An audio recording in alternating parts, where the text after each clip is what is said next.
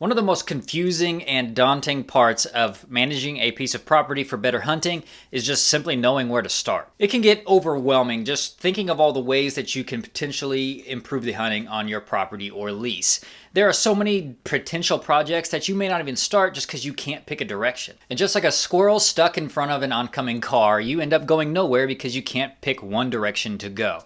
So in this video, we're going to go over 3 ways that you can start improving your property for better hunting in a meaningful way. But as always, before we get into the tips, do me a favor, and if this is your first time on my channel, hit that subscribe button and make sure you hit that bell icon so you can be notified every time I upload a video. Also, if you like what you see, hit that thumbs up button because it really helps promote the channel. And the first thing you should do when you first set out to improve your property for better hunting is you have to figure out what your goals are. This might sound stupidly simple, but you have to go beyond just the typical, I want bigger bucks or I want to see more deer. That is such a broad, generic goal that it doesn't give you a clear direction on how to achieve them.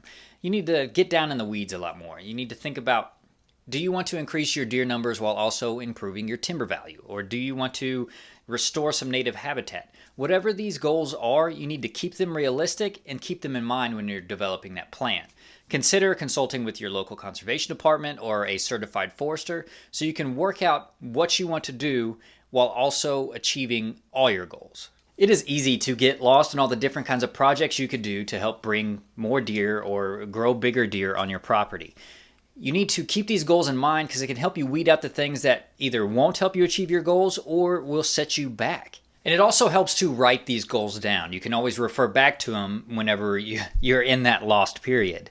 The QDMA website has a great plan, a free template to develop your own management plan. I'll actually link that down below for you to check out. And the second thing you need to do to improve your habitat for better hunting is you need to evaluate what your property already has and what your neighbor's properties have. The best way to have the most impact on your property is to evaluate what you and your surrounding properties have or don't have. If you're surrounded by ag fields, maybe you've got big soybean fields around you, it doesn't make a whole lot of sense for you to plant more soybeans on your property unless you are protecting them so they are around after that property, that neighbor harvests all his beans. I mean, there's ways to do it, but again, if you're surrounded by big ag fields, so you've got lots of food around you, it doesn't make sense to only focus on food plots. Chances are there is a bigger thing, a bigger project you could do that will have more of an impact. You need to identify the limiting factor in your neighborhood and address that problem first. Again, if you're surrounded by big ag fields,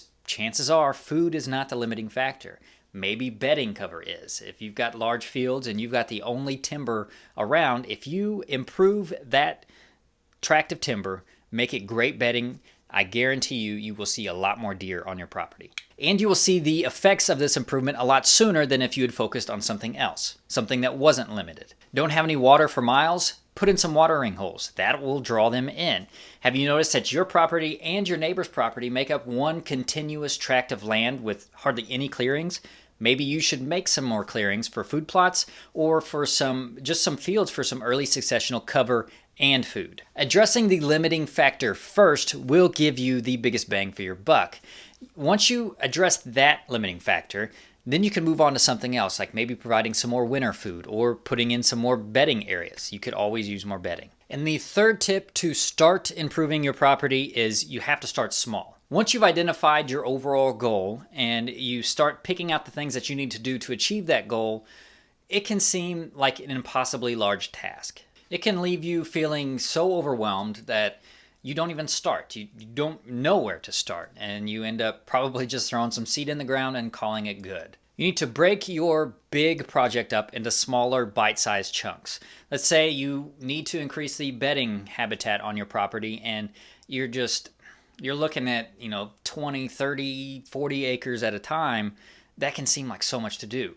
So why not break that down into 5-acre tracts or maybe even smaller than that? Make a goal for this 1 year, this one season, and say, this is what I'm working on. I'm working on this project in this area. Once you're done with that, move on to the next one. It's so much easier to accomplish little tasks than it is to think about one huge task. Or let's say you have a bunch of food plots you need to put in. Putting in a brand new food plot is a lot of work and it's a lot of money. What you should do, instead of thinking about, oh, I got to put in 5 of them. That's 5 different plots for food tests. That's 5 different applications of lime. That's 5 different applications of fertilizer, and most likely different kinds of fertilizer.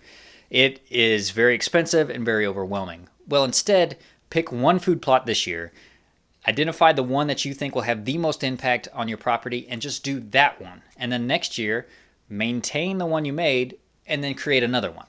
It's, again, so much easier to do these small projects than to just think about, oh, I got to do everything all at once. No, you don't. So that was 3 tips to start improving your property for better deer and turkey hunting.